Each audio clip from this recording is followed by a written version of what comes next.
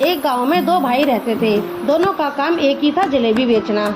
एक छोटे वाले भाई की जलेबी को सभी पसंद करते थे, परंतु बड़े वाले भाई की जलेबी इतनी खास नहीं बनती थी, इसलिए उसकी बिक्री भी कम होती थी।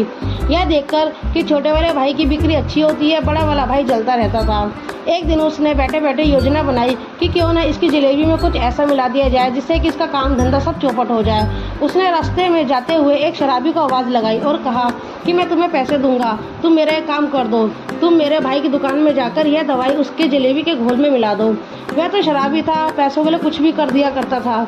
उसने ऐसा ही किया। उस वाले भाई ने आवाज़ लगाई कि भाई ज़रा इधर आना।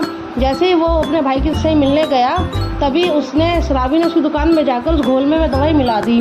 अब जैसे ही वह अपनी दुकान में वापस आया और जलेबियाँ बनाई और उसकी जलेबियाँ सारी बिक गईं, तभी सभी गांव वाले उसकी जलेबी खाकर अजीब तरीके से बीमार होने लगे। लोगों को लगने लगा कि अब उसकी जलेबी में ही कुछ गड़बड़ है।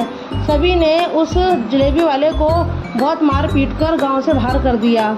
अब वह शराबी उसके पास गया अपने पैसे लेने के लिए कि भैया मैंने तुम्हारा काम कर दिया, मेरे पैसे दो। तो उसने उसको शराबी को मार के भगा दिया। जैसे उसकी बीवी गांव छोड़कर जा रही थी, तभी वह शराबी उसको रास्ते में मिला और शराबी ने सभी कुछ कह डाला कि बहन तेरे देवर की वजह से ही ये सारा काम हुआ है। तब वह सरपंच के पास उस शराबी को ले गई। सरपंच के सामने उस शराबी ने सभी कुछ कह डाला कि मुझे पैसे दिए गए थे जलेबी में दवाई मिलाने के लिए, इसलिए सारा गांव बीमार पड़ गया। यह देखते ही देखते अब सरपंच ने उसको भी गांव से बाहर निकाल दिया और छोटे वाले भाई की जलेबी फिर से बिकने लगी।